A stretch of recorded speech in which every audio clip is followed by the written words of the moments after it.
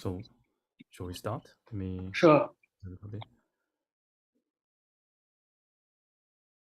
Welcome everyone to Harvard CMSA Quantum Matter in Math Physics seminar series. We are delighted to invite Yichen Huang, and he will be speaking about quantum entropy thermalization. Let me remind the audience, please feel free to ask questions and interact with Yichen. Since Yichen is local, if you want to discuss with Yichen, we can organize some gathering at the CMSA, and you can send us an email, and we'll see what's his available schedule. We can meet together at the CMSA. And okay, so let us welcome Yichen. It's yours, please. Thank you. Yeah, I would like to thank Zhuan for giving me the opportunity to present at CMSA, and this is my first time to present my research at CMSA. And of course, I hope that I'm now a postdoc in the physics department and in Norman Yao's group, and I hope that there can be some more interacting with local people at Harvard. So that requests are for discussing with me either on my research or on your research is very welcome. Today we will talk about quantum entropy thermalization, that is thermalization of entropy in quantum many-body systems.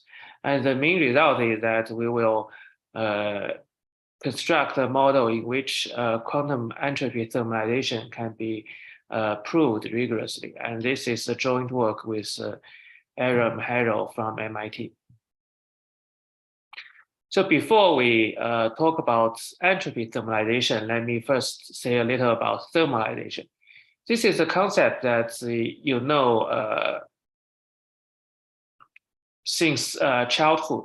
That is, from the figure, it is already clear what thermalization means in ordinary life. And in this talk, we will be interested in quantum thermalization, that is thermalization in quantum systems. And the statement is that if you have a system and let it evolve, then the density matrix of the system, thermalization means that the density of the density matrix becomes E2 minus beta h over z. Here actually is a Hamiltonian, z is a partition function. And in particular, we are interested in isolated quantum many-body systems. And in this case, because the evolution is unitary, if you initialize your system in a pure state, it is always in a pure state, so that it can never become a mixed state. So that in order to talk about thermalization in isolated quantum many-body systems, we need to have the following picture. That is, we divide the system into two parts. We call it A and A bar, and we view A bar as a bus of A. So that the question here is that, is the reduced density matrix on subsystem A thermalized, or it converges to some thing like E2 minus beta h? And this is what I mean by thermalization. Oh, actually, if you don't mind. Sure. You also explain the experiment or whatever, the demonstration on the top. Just how that make a good analogy, just make sure.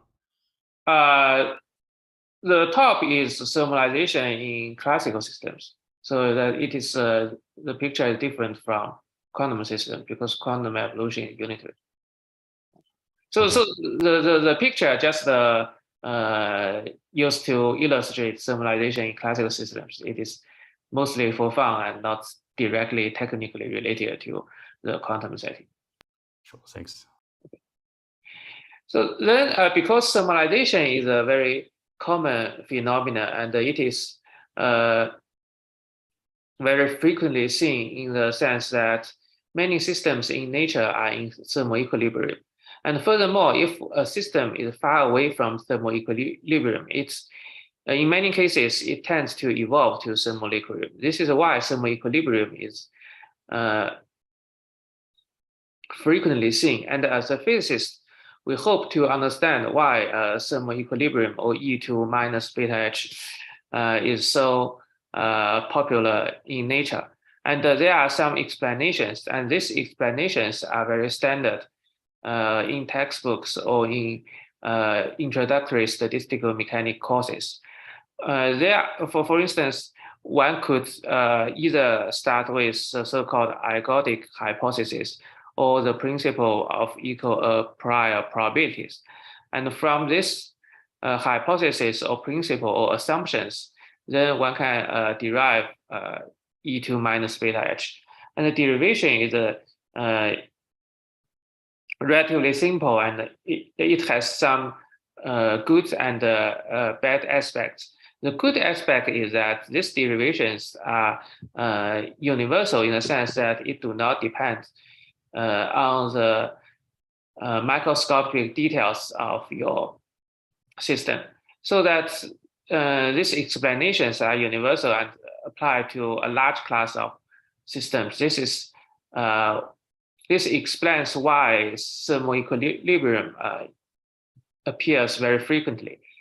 However, this is also can be viewed as a bad point, because this hypothesis or the principle, these are assumptions, and these are additional assumptions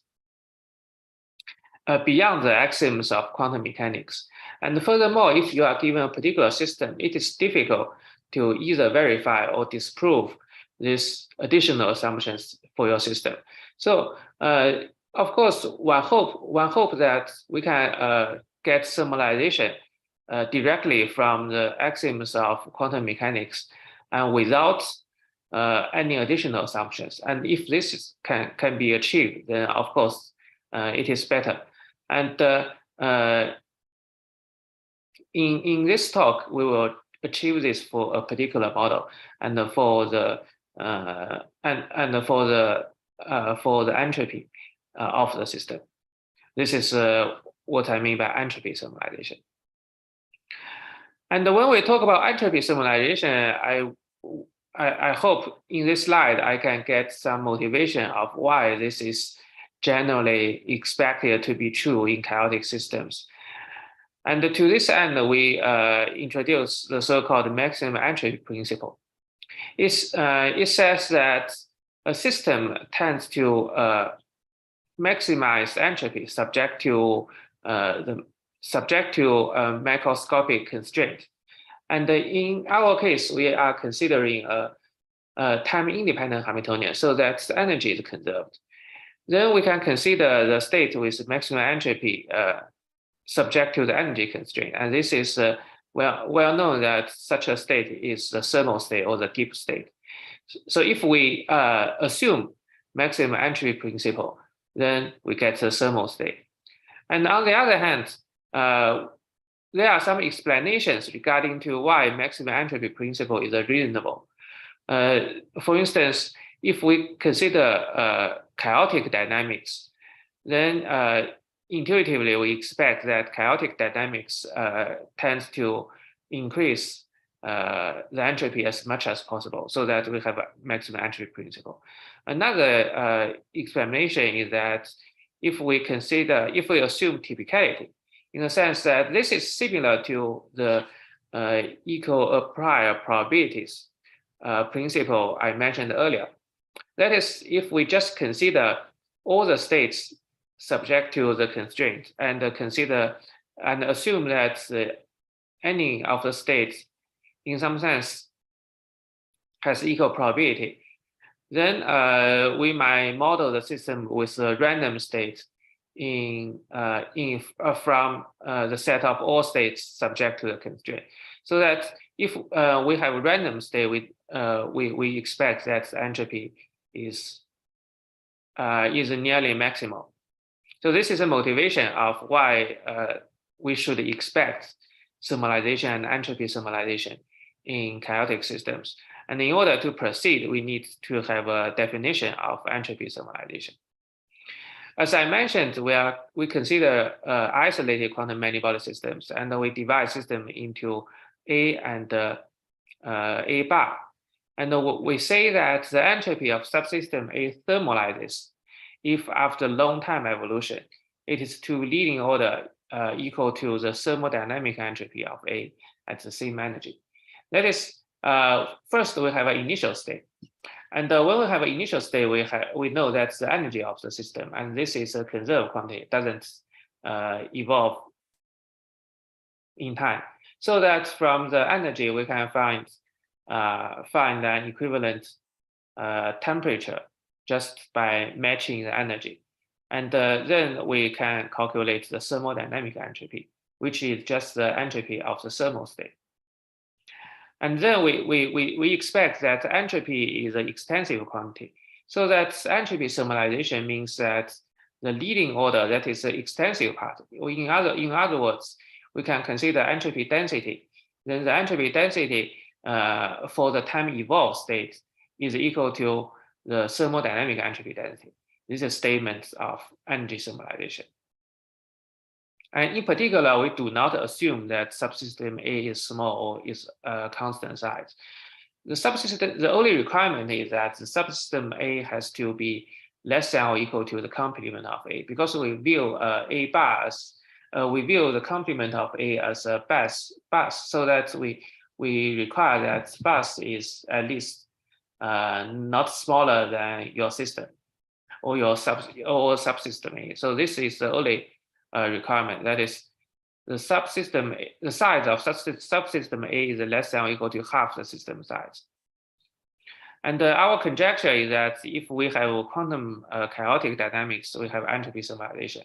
And I should mention that this conjecture is not mathematically precise yet, because we have not rigorously defined what it means by quantum chaos, and there is no clear-cut definition of chaos in quantum many-body systems.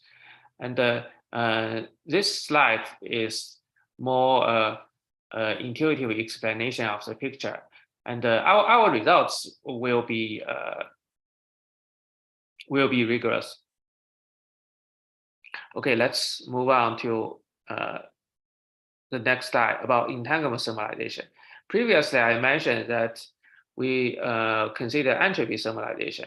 So that the problem is more like statistical physics problem. But we can interpret this problem as a quantum information problem, because if we initialize the system in a pure state, the system is always in a pure state. Then the subsystem entropy, that is also known as the entanglement entropy. So that in our terminology, we have entropy thermalization. We have defined entropy thermalization. So this is just the equivalent to entanglement thermalization. And for this reason, I will just using these two names interchangeably in the later part of this talk. Okay, and the main result is that we will construct the model in which entropy thermalization can be rigorously established. And the reason that we care about particular models is as follows. Condensed matter physicists, when they try to study quantum many-body systems, they spend a lot of effort towards constructing exactly solved models, so that physical properties can be rigorously demonstrated. This is because generally a generic quantum many-body system is difficult to solve. So that we construct some exactly solved models, and these models treat as examples to help us understand the physics. For instance, when we talk about quantum entropy thermalization, we always talk about the transfer field Ising model with this particular Hamiltonian. And when we talk about topological order, we always start with torical. That is the way we instruct students or demonstrate the concept to new people in the community, that we have some exactly solvable models from which the physical properties can be clearly and rigorously established. And you can see that if you open a tutorial on any of these topics, you will definitely find these examples. And here, when we study entropy thermalization, we will prove entropy thermalization in the nearly integral SYK model. And this is the only model to our knowledge in which entropy thermalization can be proved. And we hope that this particular model will help people understand the phenomena and the mechanism of entropy thermalization. Okay, so let me define the model. We will eventually study an almost integral SYK model, but let me just start with defining the standard SYK model. So the SYK model, there are different versions. We could consider real version for Majorana fermions or complex version for Dirac fermions. In this talk, we consider complex SYK model. It is a random all-to-all, SYK-Q model is a random all-to-all Q-body interaction model. It is a quantum mechanical model, and it is a discrete model.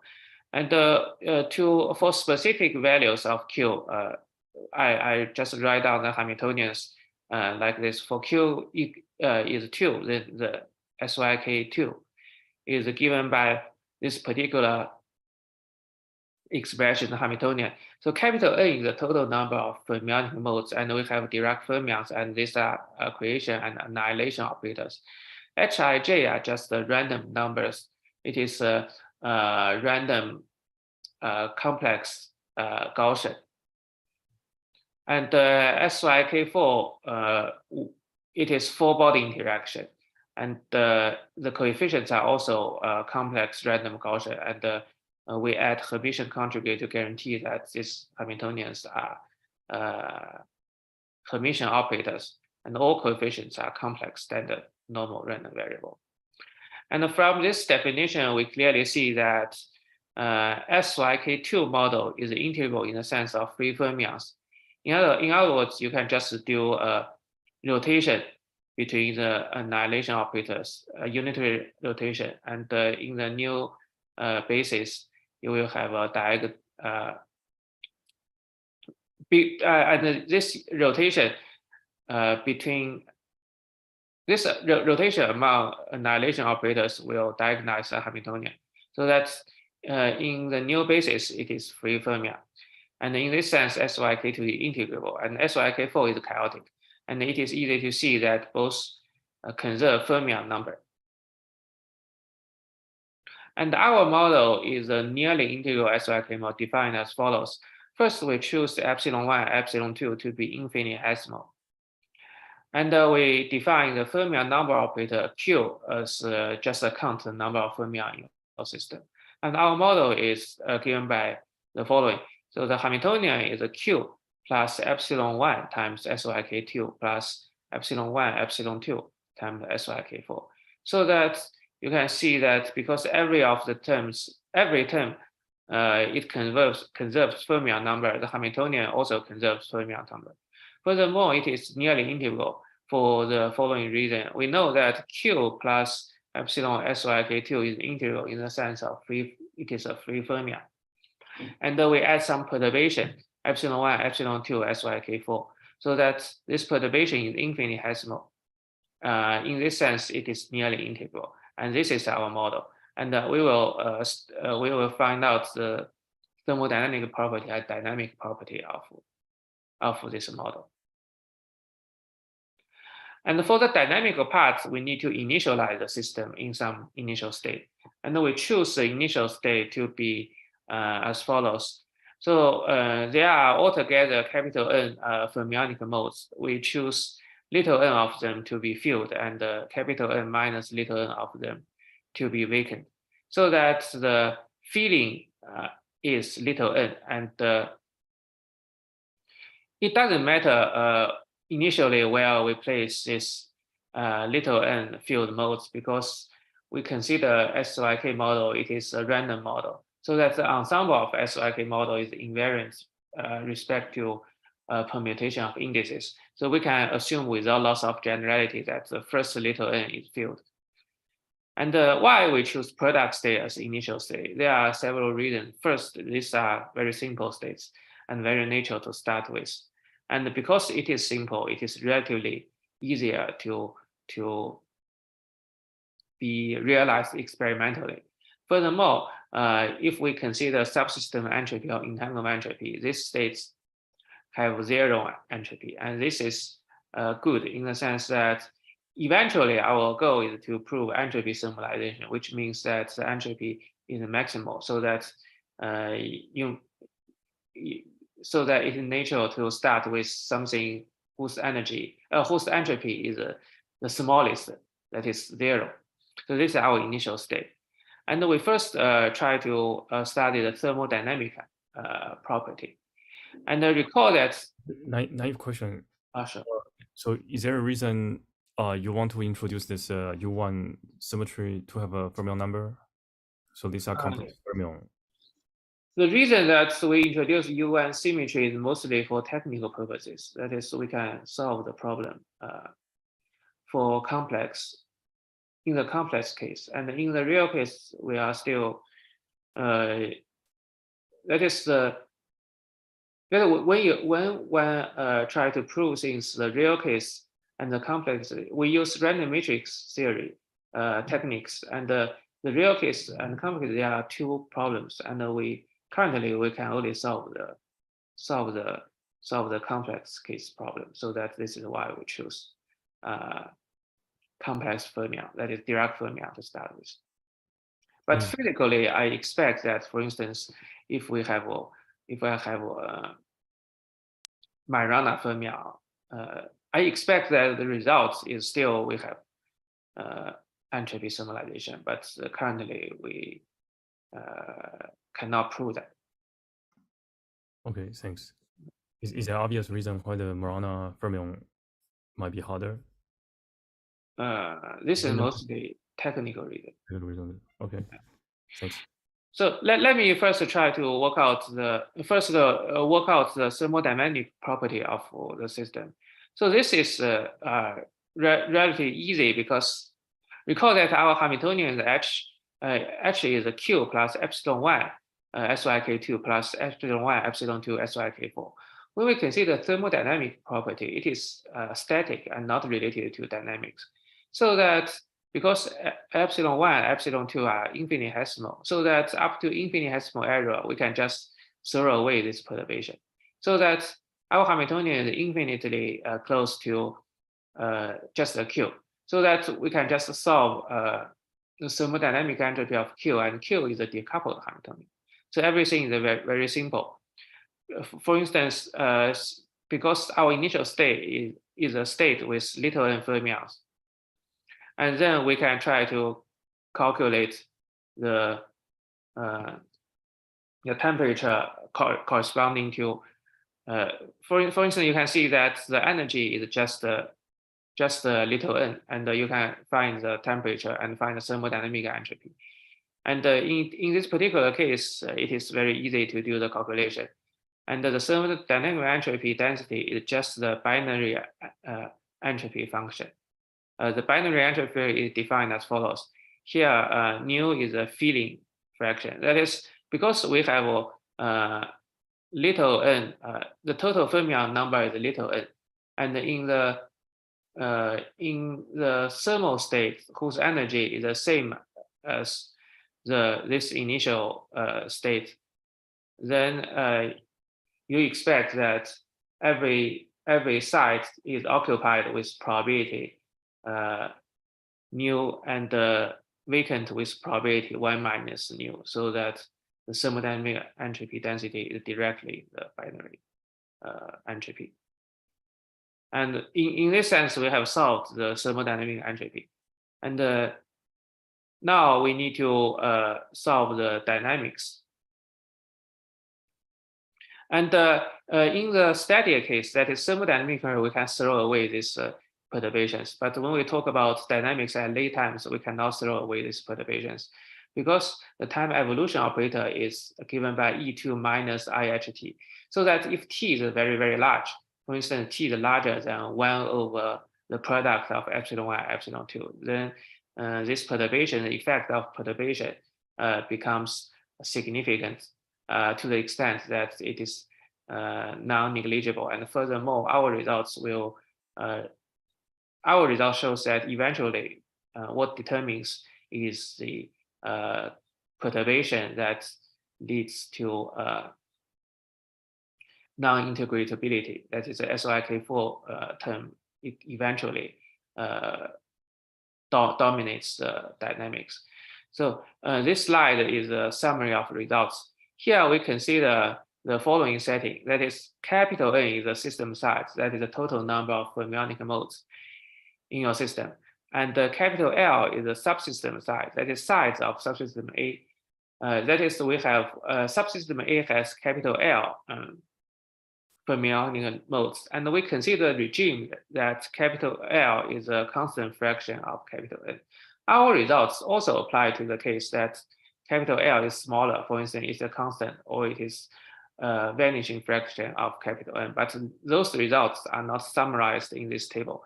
So for simplicity, in this particular slide and in this particular table, we only consider the case that the subsystem size is a constant fraction of system size.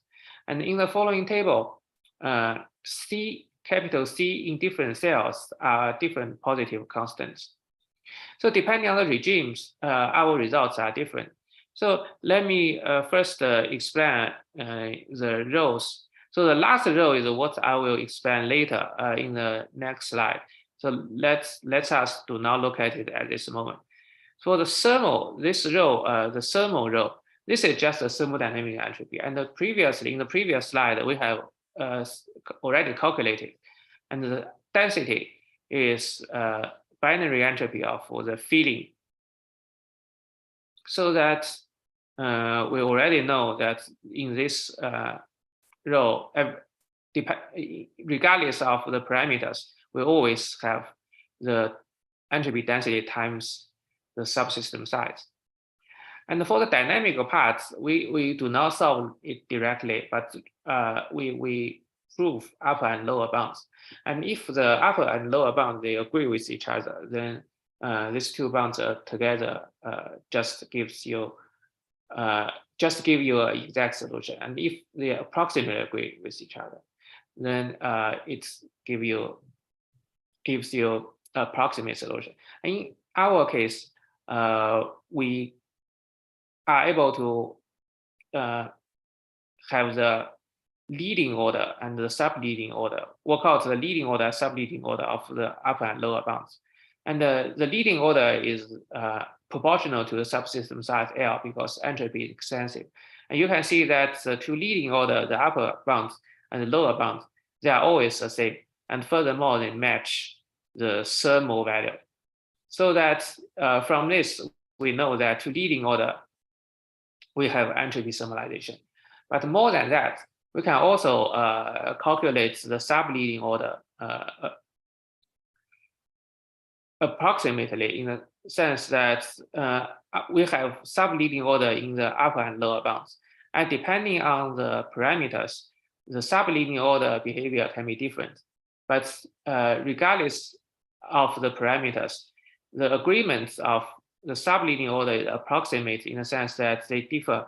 In the first case, they differ by log L, and in the second case, they differ by roots of log L, so that they approximately agree with each other with at most a logarithmic correction. Here I need to explain these parameters. Nu is the filling fraction, and L over N is the fraction of subsystem size versus system size. Here, in the first case, that is in the second column, we have a condition or another condition. And in the last column, we have the not of the first condition and the not of the second condition. So if you combine these two cases, it just cover all the cases. That is here, all and add, and they are logical operators. So they have condition 1 or condition 2, and not of condition 1 and not of condition 2. And in the first case, the subleading term is something between a constant to constant times log L. And in the second case, it is something between root L and root L log L. This is our result for the subleading time. And let me explain what random means. Here, the random is something related to typicality, which I briefly mentioned. Maybe let me just make sure I understand. The C is different cells. For different cells are different positive constant. Yeah. What exactly is this C in the table? Like what's the value? That value can be calculated from our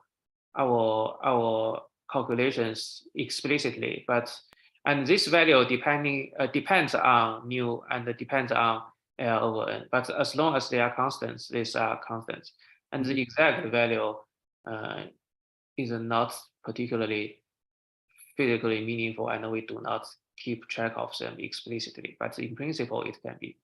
And these are just the upper and lower bounds anyway. So in principle, they can be calculated from our calculation. Is that non-universal?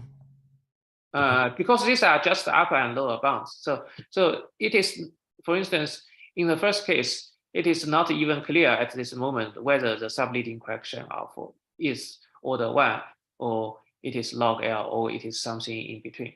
So that we do not even know the scaling behavior with respect to L. So it is too early to say whether C is universal. So they are just a bounds, could be loose. But those bounds in certain cases on the left-hand side, the left cardinal, the left cardinal and right cardinal, they should match for some special type of value for the nu or L over N. Is that right? So what do you mean by match? So there are two different cases. So this case doesn't match this case. For the first case, the upper and lower bound approximately match up to a multiplicative log L. That is, these are two different regimes. There are no relationship between these two regimes. Okay. We just consider these two regimes separately, and in each case, the upper bound and lower bound, the subleading term, approximately match up to some logarithmic factor. Okay, thanks. Okay, let me explain what random means. Previously, I mentioned typicality, and this is an explanation of thermalization, and let me say a little bit more about it. So the typicality, this is an argument, means that it assumes that the properties of quantum systems are described by a typical state subject to macroscopic constraints, if any. In our context, the constraint is the energy or the particle number, because our model H is infinitely close to Q, so they are almost same quantity. And typicality in our context just predicts that the entanglement entropy at long times is equal to the entanglement entropy of a random pure state with little n fermions. That is, you consider the sector of the Hilbert space, and the sector has consists of little n fermions, and this sector is a subspace, and you choose a hard random state in that subspace, and calculate the entanglement entropy. And typicality predicts that the entanglement entropy evolved from the initial state at long times is equal to the random states entropy with little n fermions.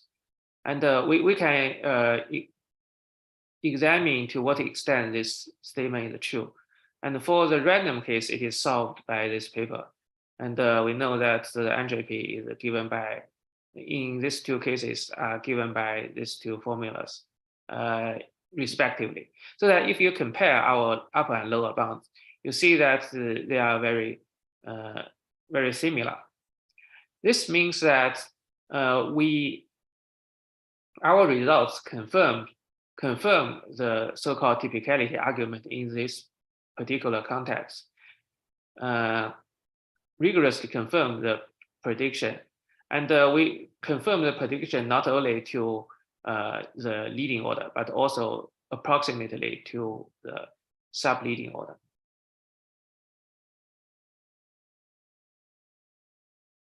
Okay, in the next slide, I'll just give some, try to make some connections with a term called page curve.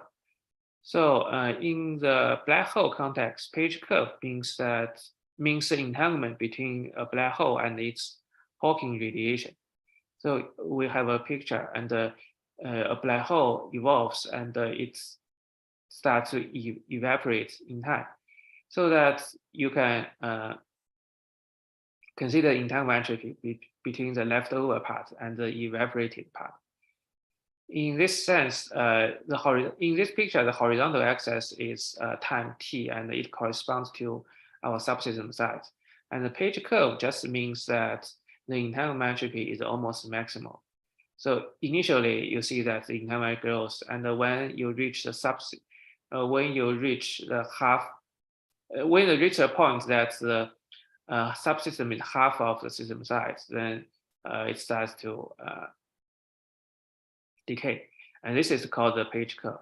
And it is called the page curve because Page first studied the entanglement entropy of a random state. And he finds that the entanglement entropy of a random state is almost maximal, and it is of this shape if the horizontal axis is subsystem size. And this is why we call it page curve. And for a hard random state in the entire Hilbert space. And there are some questions regarding to how we generate the hard random states. And one way of considering one way is to use random quantum circuits. That is, we initialize your system in, let's say, a product state, and let it evolve. And this is just gates, and each gate is a small random unitary. And when you piece all the gates together, you get a random quantum circuit. As long as the circuit depth is sufficiently large, then the entanglement entropy is almost maximal, so that you also you get this curve again. And our results can be interpreted as establishing the page curve from the evolution of time-independent Hamiltonian. We call that entropy thermalization. It just means the entropy is the largest. So this is similar to the page curve, which means the entropy is the largest.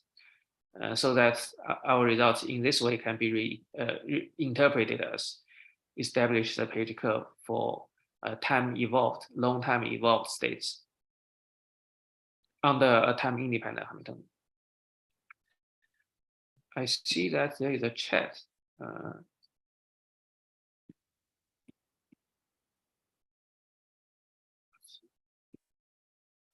Oh, okay. Let me just continue. So in this slide, we discuss the relationship between quantum chaos and integrability breaking.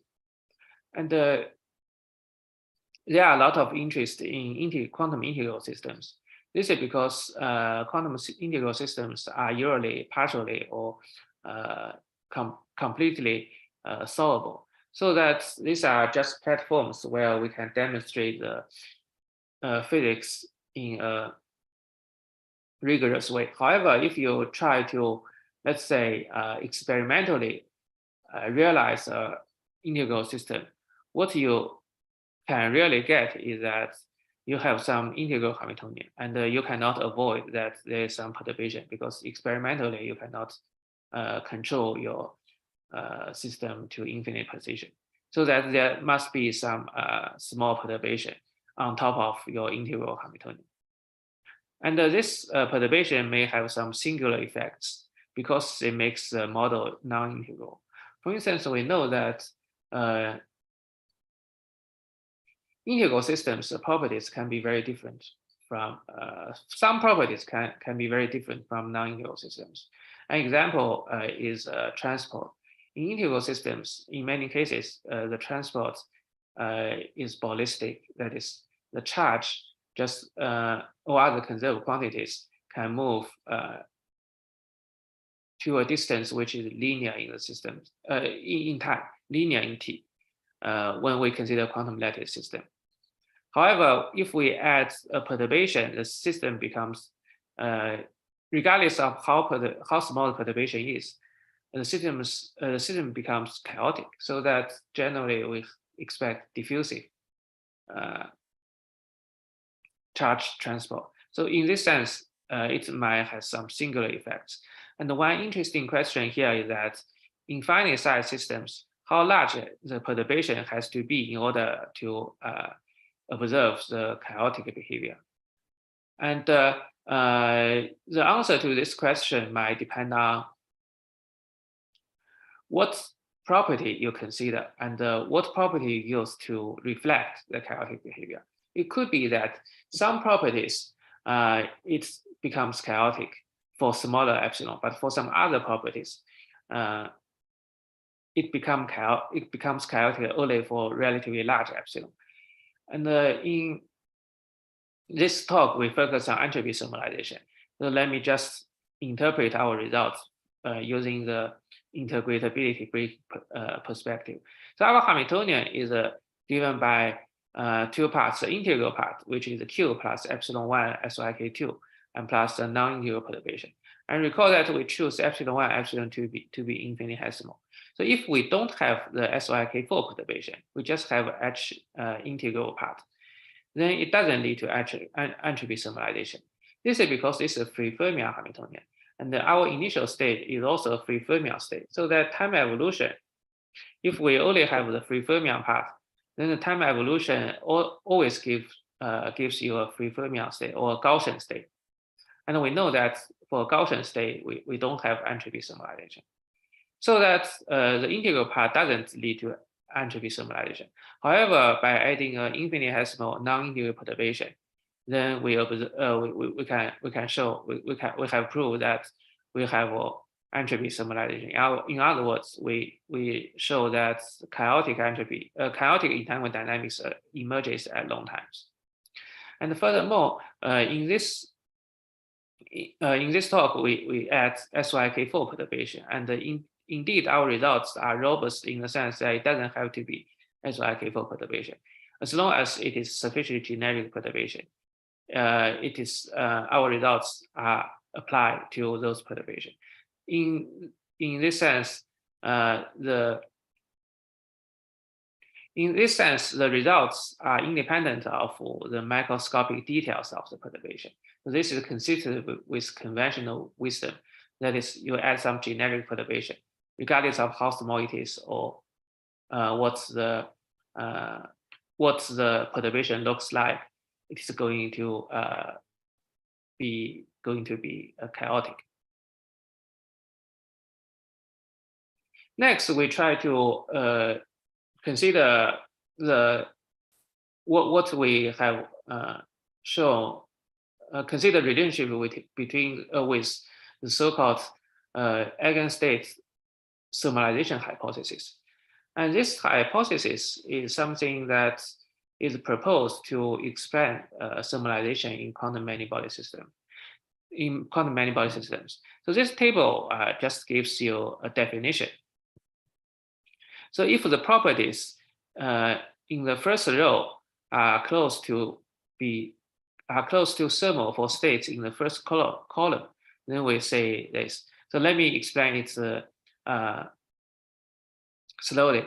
So we have, let's first look at thermalization. Thermalization means that the reduced density matrix of a time-evolved state match the reduced density matrix of a thermal state. So this is the thermalization, which means that the state, for the state in the row, if the property in the column matches a thermal, then we have thermalization. And we have also defined entropy thermalization. This is also for time-evolved states, but the property here is subsystem entropy. That is subsystem entropy if the subsystem entropy for the time-evolved states match the subsystem entropy of the thermal state to leading order, then we have entropy thermalization. And Similarly, we can define eigenstate thermalization hypothesis and the hypothesis for entropy. And this just means that we do not consider time-evolved states, but consider eigenstates. So if the reduced density matrix of an eigenstate matches the reduced density matrix of a thermal state at the same energy, then we have when we say that, then we say that the ETH, the eigenstate thermalization hypothesis, is valid. And similarly, if the entropy of an eigenstate matches the entropy of the thermal state, subsystem entropy of the eigenstate matches subsystem, then we say that we have ETH for entropy. And the reason that people propose ETH is very intuitive, because we would like to explain thermalization, and generally you expect that a state under consideration is a superposition of many eigenstates, so that if all the eigenstates obey thermalization, in the sense that if the reduced density matrix is close to be thermal, then you expect that after you consider superposition, then it is also close to be thermal. So indeed, what I mentioned can be made rigorous. That is, under my additional assumptions, one can show that it is relatively straightforward to show that the eigenstate thermalization hypothesis implies thermalization. And this, and furthermore, it is easy to see that thermalization implies entropy thermalization, because thermalization means that the reduced density matrix is close to be thermal. And from the reduced density matrix, we have just computed the entropy, because if two reduced density matrices are close, then by continuity, then the entropy are also close to leading order. This explains why thermalization implies entropy thermalization. And because ETH, the eigenstate thermalization hypothesis, is a very intuitive explanation, and it can explain thermalization, then this becomes a very popular concept or hypothesis in the community. And people studying thermalization, many of them study whether this hypothesis is valid and to what extent it is valid in various types of systems. However, we will show that this condition is not a necessary condition for thermalization. In particular, we can work out when we have ETH, we have thermalization, we have ETH for entropy, and we have entropy thermalization in our model. And again, capital L is the subsystem size, capital N is the system size. That is the number of fermionic modes in your subsystem, and number of fermionic modes in your system. And the notation x is much less than y means that x divided by y converges to 0 as n goes to infinity, that is in the thermodynamic limit. And x is approximately greater than means that x over y is lower bounded by constant. So we can identify when various properties or various phenomena occur or do not occur in our model. So for instance, ETH, it occurs when the subsystem size is much smaller than the root of the system size, and otherwise it doesn't occur. And thermalization occurs in this regime and doesn't occur when capital L is a constant fraction of system size.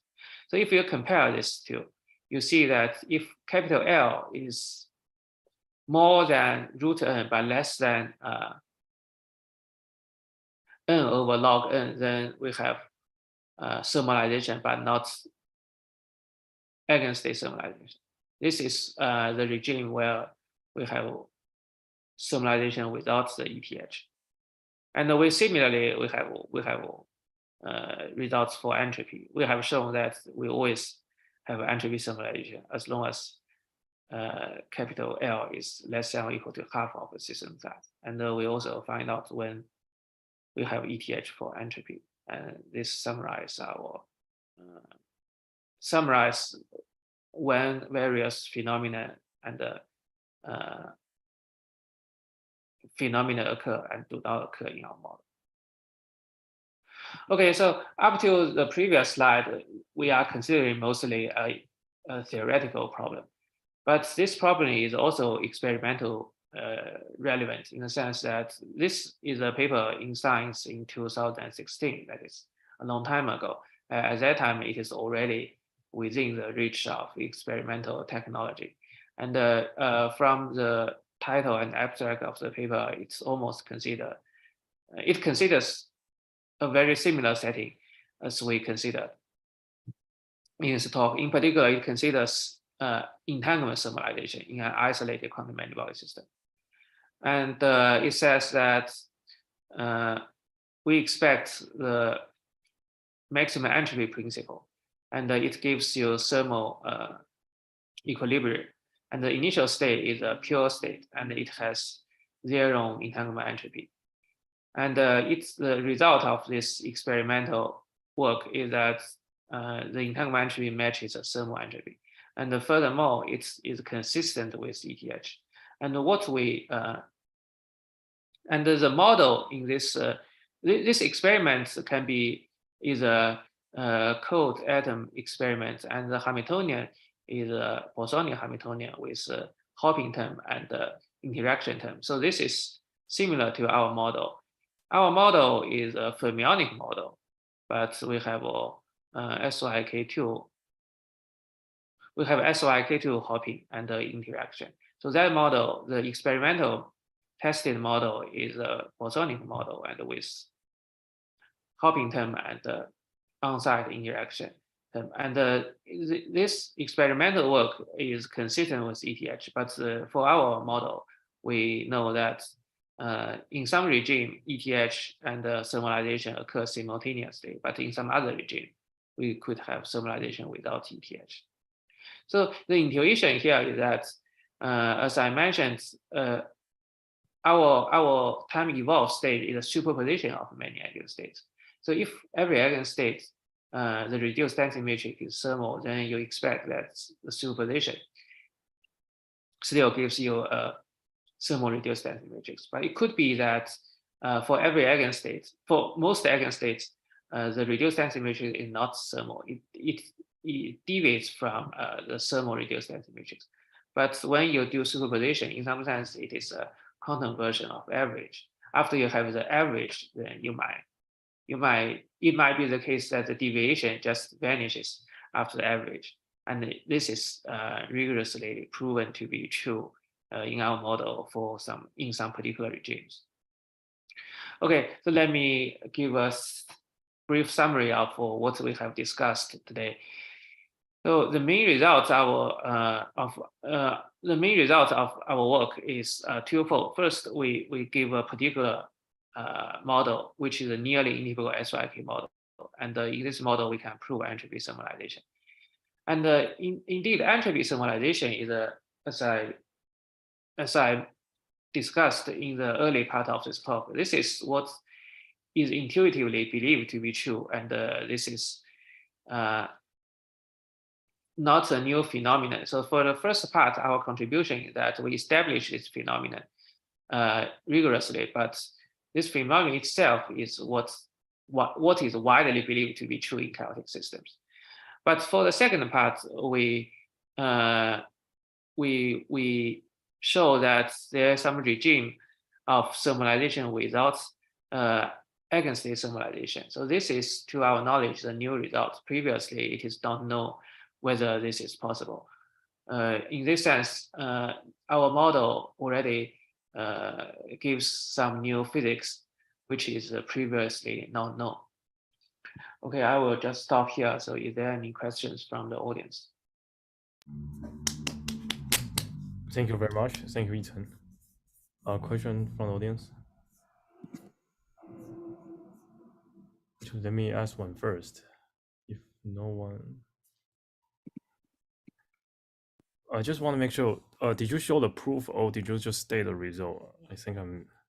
That is, in this talk, I just state the result. And the proof can be found in the paper, and we do not. So unfortunately, there is not enough time even to I see. give a sketch, but within 1 hour. But if someone is interested, either I can give a sketch now, or I can give a sketch in a private setting. Okay. Yeah, maybe we can also invite you to speak again. No worries. Yeah. So for the maybe for the other things, yeah.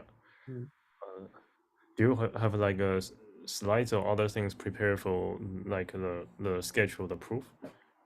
I have a sketch of proof, but I don't have a slide. So let me just mention it briefly.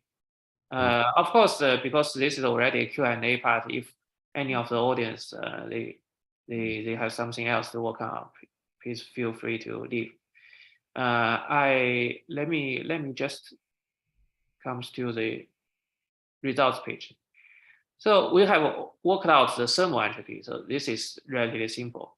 And for the upper bound, because we already mentioned that the thermal entropy gives the upper bound, so that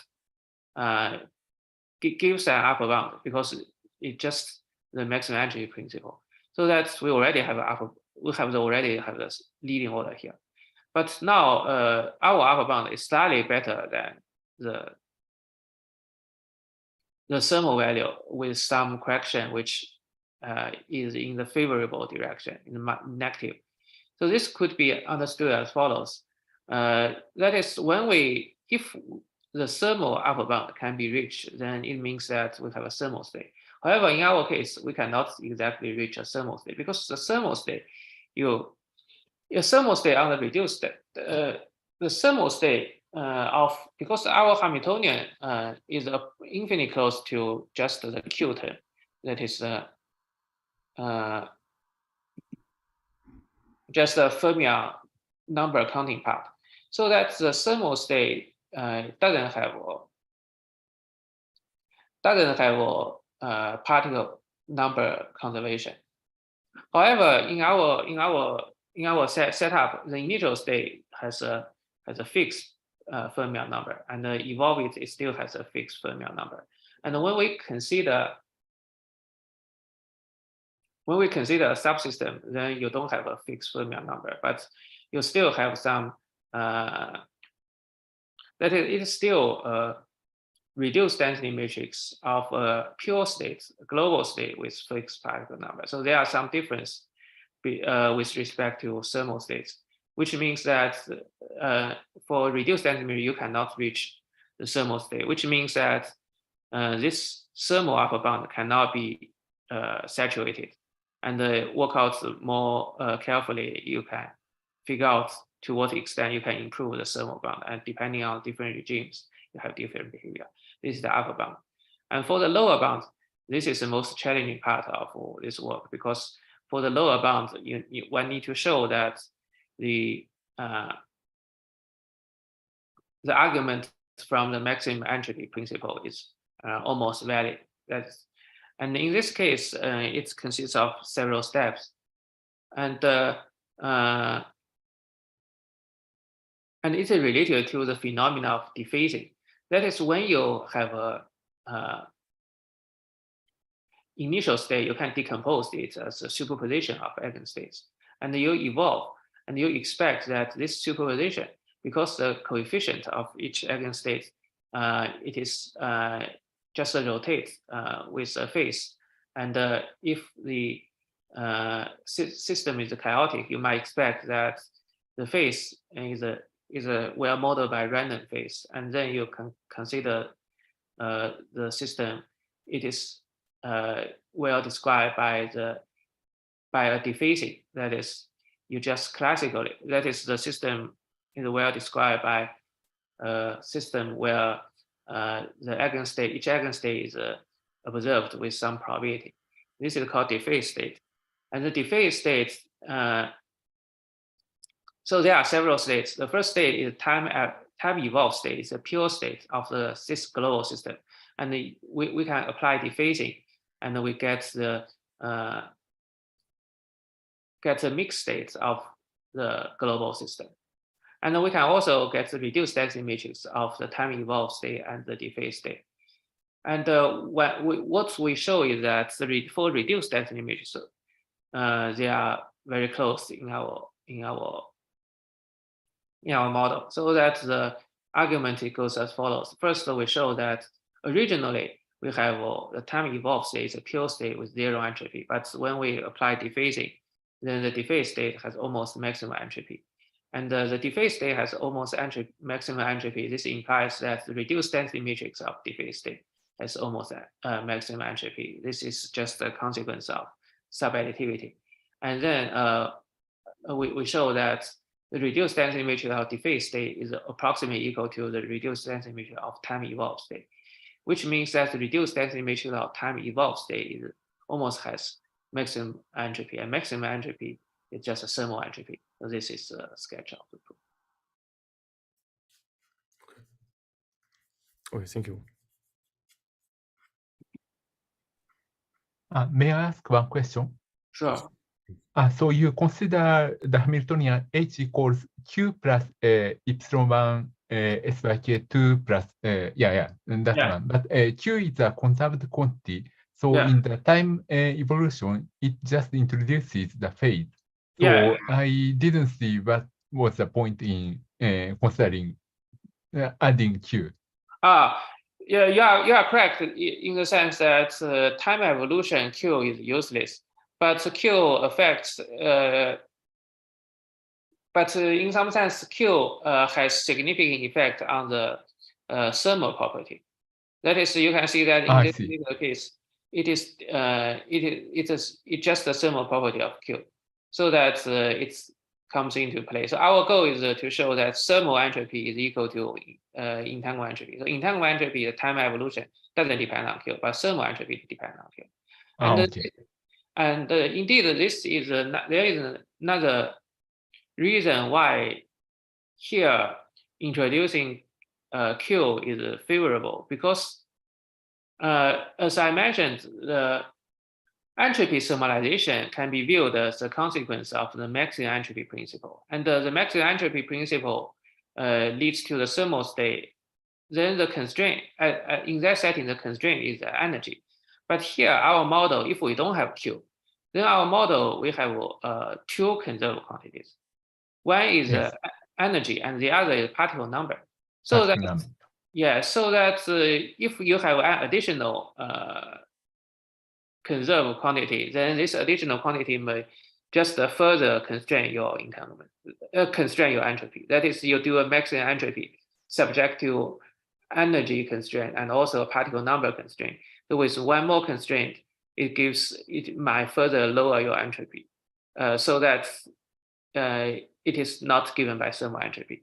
The reason that we add Q is that after you're adding Q, and by choosing epsilon 1, epsilon 2 to be infinitesimal, then the particle number is just the same as the energy. So that in our model, we only have one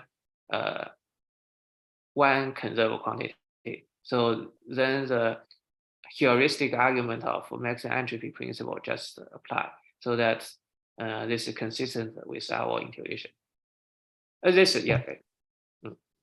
Okay, thank you. Let me just add, for Majorana-Fermion case, we have already computed eigenstate entanglement entropy.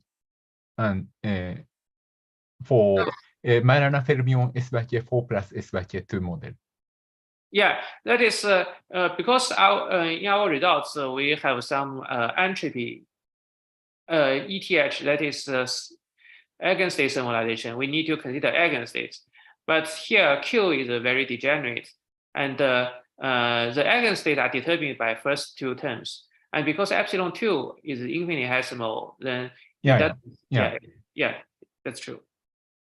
Okay, so thank you very much. This gives some intuition why we have thermalization without eigenstate thermalization. Because for thermalization, the dynamical part, eventually it is determined by this chaotic perturbation term. However, when you look at the eigenstate property, it is just determined by the integral part. So this is why in our model we can find a regime of thermalization without eigenstate thermalization. Yes, if epsilon 3 is small enough, then we expect Fock-space localization. Localization of the eigenstate. So with can the you, Hamiltonian. So even for finite epsilon2, we would expect that eigenstates are localized. no, it doesn't localize because it is an O-to-O model. It is not a 1D model. Okay. Yeah, it may be different in, I mean, Dirac-Fermion case. But Majorana-Fermion case, we computed this. But in that case, epsilon2 is dependent on system size. In which case it is dependent I can send you the difference. on. Okay. Majorana-Fermion S by K4 plus S by K2. I'm sorry, I didn't understand. Okay. Okay. That is, let me just add one more comment here. If you have if you just look at, because the eigenstate of H is just the eigenstate of SYK2, and the eigenstate of SYK2 is just a random Gaussian state. It is not localized, and it is also not chaotic and doesn't have the maximum entropy, but it still has a volume law entropy with a coefficient less than the maximum coefficient, or less than the thermal coefficient.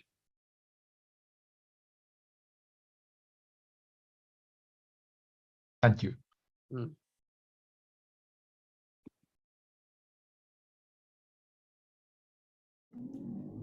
Any other question?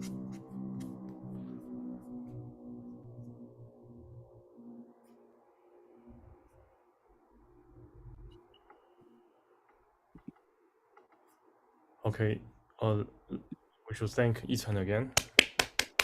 When people have a question, can still stay. Thank you.